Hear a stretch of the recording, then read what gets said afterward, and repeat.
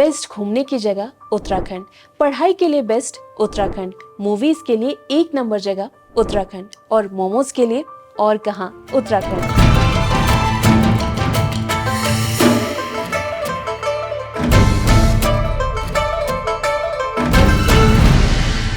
अब आप में से बहुत लोग कहेंगे कि दिल्ली के मोमोज बेस्ट हैं। कई लोग इस लिस्ट में नॉर्थ ईस्ट के मोमोज को भी ऊपर रखेंगे। आखिर सब स्वाद का ही खेल है। खैर, आपको उत्तराखंड के मोमोज पसंद आते हैं या फिर किसी दूसरी जगह के, ये हमें जरूर बताएं। लेकिन फिलहाल एक सवाल का जवाब दीजिए, क्या आपने कभी सोचा है कि ये मोमोज आखिर आए कहाँ से? भारत में इनकी एंट्री कैसे और कहाँ से हुई? इसका जवाब है एक जंग।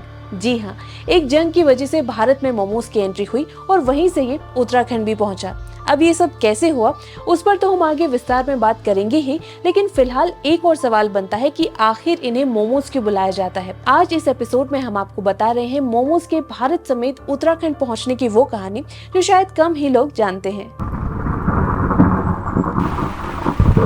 देहरादून में बारिश के मौसम की शुरुआत हो चुकी है।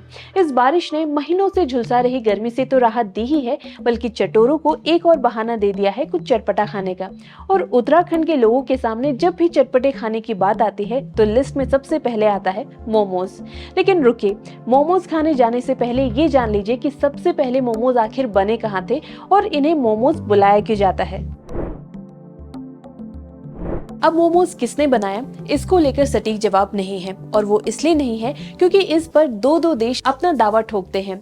एक देश है तिब्बत, जो चीन के अधीन आ चुका है, और दूसरा है नेपाल। लेकिन ज्यादातर रिपोर्ट्स की माने तो ये डिश सबसे पहले तिब्बत में ही बनाई गई थी, और तिब्बत में बनाई गई ये डिश भी चीन के खाने से प्रेरित बताई जाती है। जिस खाने से ये प्रेरित बताई जाती है उसको लेकर भी चीन और तुर्की आपस में भिड़े रहते हैं। खैर, उस पर भी हम आगे बात करेंगे, लेकिन ज्यादातर रिपोर्ट्स यही कहती हैं 14वीं सदी के दौरान अस्तित्व में आए। ऑक्सफोर्ड डिक्शनरी में मोमोज की जो परिभाषा दी गई है उसका मुताबिक ये एक गुलगुला यानी कि डम्पलिंग है जो भाप में पकाया जाता है और जिसके अंदर गोश्त होता है। सब्जियों का भी कई बार इसमें इस्तेमाल होता है।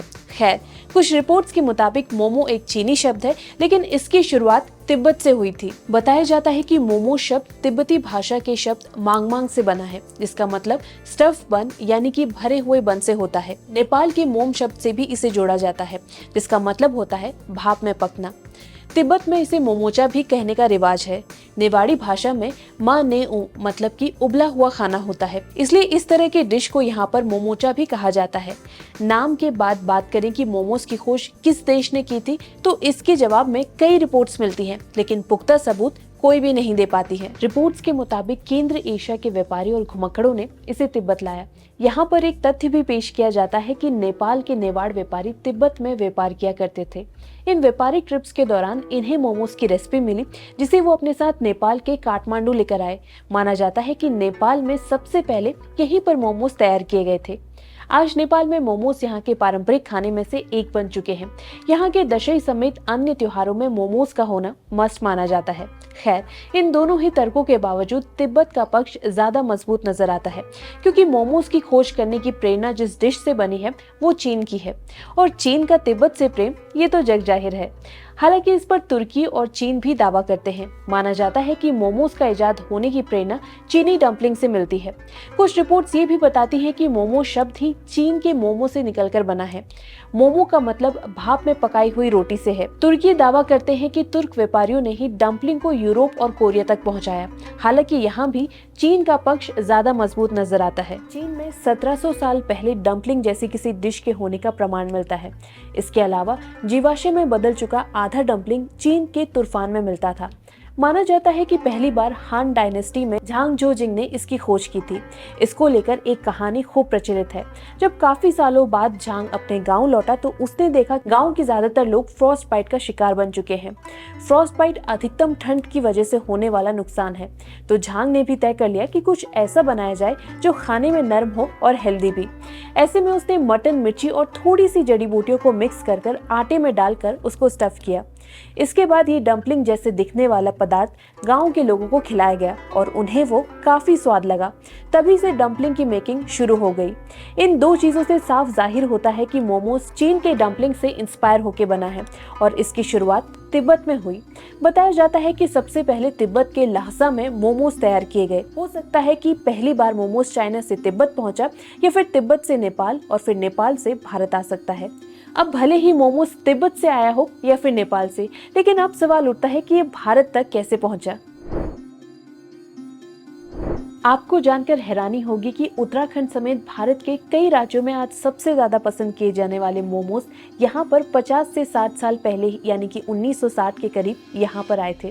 दरअसल 20वीं सदी में जब तिब्बत में चीन की जातियां बढ़ने लगी थी, तब तिब्बत के लोगों ने भारत के हिमाचल प्रदेश, उत्तराखंड, सिक्किम समेत कई राज्यों में शरण लेना शुरू कर दिया था। जब ये लोग भारत आए तो यहाँ पे ये अपने खान पान को भी अपने साथ लाए और उसी खान पान का हिस्सा मोमोज भी था। बताया जाता है कि पहले नॉनवेज मोमोज ही बनाए जाते थे। जहां तिब्बत के लोग इसमें याक का मीट की स्टफिंग करते थे, तो नेपाल में भी मीट की स्टफिंग से ही मोमोज तैयार किए जाते थे।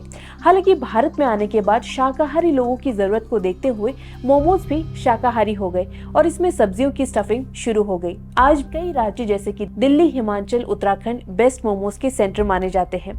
ये तो बात हो गई देश की, लेकिन उत्तराखंड में मोमोज कैसे पहुंचे उसकी कहानी भी जान लेते हैं। उत्तराखंड में मोमोज आने की कहानी इसी सिरे से जुड़ती है जिस सिरे से तिब्बती भारत आए थे। बात 1968 की है, जब चीन ने तिब्बत पर जातियां करनी शुरू कर दी थी। तब तेंजिन ग्यात्सो यानी कि दलाई लामा अपने हजारों अनुयायियों के साथ सबसे पहले मसूरी पहुंचे। 23 साल के दलाई लामा इस दौरान बाटला हाउस में ठहरे। यहाँ पर वो करीब 1 साल तक रहे, यानी कि तब तक जब तक उन्हें हिमाचल के मखलौडगंज में स्थित घर नहीं मिल गया। अपनी किताब फ्रीडम इन एक्साइल में दलाई लामा इस वाकया के बारे में बताते हैं। दलाई लामा जब मसूरी पहुंचे तो उनके साथ करीब 60 से 100 लोग भी मसूरी पहुंचे। मसूरी की हैप्पी वैली में जब तिब्बती बसे तो यहाँ पर एक मठ भी बनकर आया। आज इसे दलाई हिल्स के नाम से भी जाना जाता है। तिब्बत पर चीन के हमले के बाद दलाई लामा के साथ ही तिब्बत के कई लोगों ने भारत में शरण ली थी और ये लोग धर्मशाला, बाइलाकुप्पे, शिमला, मनाली और दिल्ली जैसे कई शहरों में बसे थे। यहाँ पर तिब्बती बस्तियां बन गई। वहीं देहरादून के डेकाइलिंग सेटलमेंट, क्लेमेंट टाउन कॉलोनी और राजपुर सेटलमेंट में भी इनका दूसरा घर बना और आज यहाँ पर आपको काफी अच्छी संख्या में तिब्बती नजर आ जाएंगे। ऐसे में जब तिब्बती यहाँ पहुंचे तो मोमोज भी उनके साथ आए। देहरादून के पुराने बुजुर्ग बताते हैं कि सबसे पहले राजपुर रोड में मोमोज बिकने शुरू हो गए थे। वो बताते हैं कि देहरादून में यहाँ सबसे पहले तिब्बती बसे थे। यहाँ पर ये बात तो साफ हो जाती है कि उत्तराखंड में तिब्बती ही मोमोज लेकर आए होंगे, लेकिन अब एक सवाल ये भी उठता है कि तिब्बतियों से पहले यहाँ पर नेपाली आए थे और कई सदियों तक वो देहरादून में बसे हुए थे। हालांकि ज्यादातर रिपोर्ट्स यही बताती हैं कि तिब्बतियों की वजह से ही उत्तराखंड समेत पूरे भारत में मोमोज आया है। उत्तराखंड में मोमोज कैसे और कहां से पहुंचे ये तो आपने जान लिया, लेकिन क्या आपको पता है कि भारत के दूसरे राज्यों की तरह ही उत्तराखंड के मोमोज की भी अलग अलग कैटेगरी है। उत्तराखंड की बात करें तो यहाँ पर झोल मोमोज, पेपर थिन मोमोज जैसी कई वैरायटी आपको मिल जाएंगी। सिर्फ यही नहीं, यहाँ पर हेल्दी मोमोज की भी अलग अलग कैटेगरी है, जिसमें मडवे के आटे से बने मोमोज भी शामिल है। सिर्फ यही नहीं, स्थानीय लोगों को ही नहीं बल्कि उत्तराखंड के मोमोज का स्वाद बॉलीवुड एक्ट्रेस जैकलीन फर्नांडिस को भी खूब भाया था। नैनीताल के मल्लीताल तिब्बती मार्केट में स्थित सोनम फास्ट फूड के मोमोज पर्यटकों को ही नहीं बल्कि अभिनेत्री जैकलीन फर्नांडिस को भी काफी पसंद आए थे। खैर, उत्तराखंड के हर कोने में मिलने वाले अलग अलग मोमोज के अलग अलग चाहने वाले हैं। आपको देहरादून या कहाँ के मोमोज पसंद आते हैं, और ये भी हमें जरूर बताएं कि आपको उत्तराखंड के मोमोज पसंद आते हैं या फिर दिल्ली और नॉर्थ ईस्ट के। कमेंट बॉक्स में जवाब जरूर दें। इसके साथ ही मोमोज को लेकर अगर आपके पास कोई जानकारी है तो उसे भी कमेंट बॉक्स में जरूर साझा करें। इसके साथ ही इस वीडियो को लाइक, शेयर और सब्सक्राइब करना ना भूलें। धन्यवाद।